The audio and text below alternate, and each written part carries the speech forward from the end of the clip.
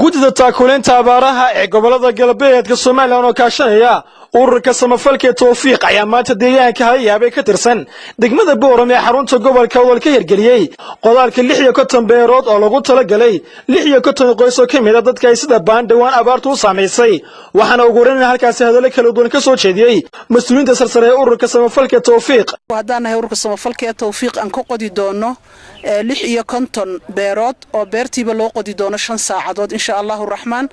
lacagta beeraha lagu qodayo insha Allah hadii ilaahay yiraahdo oo ka timiday hablo muxsiniina oo ku nool wadanka Kuwait oo gabadh walaasheena oo Soomaaliyadii ay wakiil anaga nooga tahay waxaan leenahay akhawati fillah iyada warka naga sii gudbin doonto insha Allah الرحمن lacagtii aad soo dirateen intii aad ugu tala gasheen in beeraha lagu qodo waxa weeyaan waa nagaas waxaan naga wakiilahayd oo na keentay meeshan oo ka soo shaqaysay gudida abaaraha geestooda waxay iyaguna halkaasi sidoo kale ka hadlay mas'uuliyiin ka tirsan gudida taakuleynta abaaraha ee gobolada galbeedka Soomaaliland deeqdaasi waxay ka timid hablo muxsiniina waxa lagu soo hagaajiyay ururka Tawfiiq baa anagoo gudida abaaraha ee gobolada Awdal iyo Salana soo gaarsiisay annaguna waxaan garanay in deegaanka lagu qodo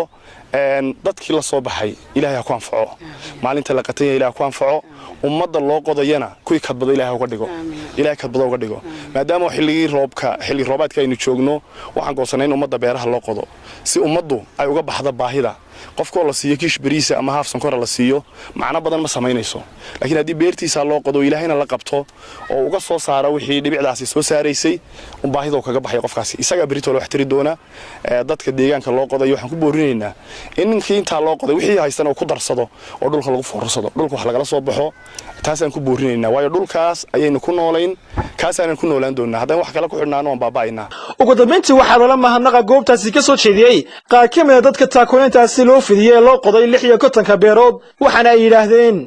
cagaftii iyo annagii hadaan gudidii beesha hayaabanahay waa la wareegnay ilaahay inagana haniga jisa isiyo oo xasanaadka ilaahay noogu doo waas soo dirayna waan u mahadnaqaynaa Mustafa Caraale telefishinka caalamiga ee Somali News Boorama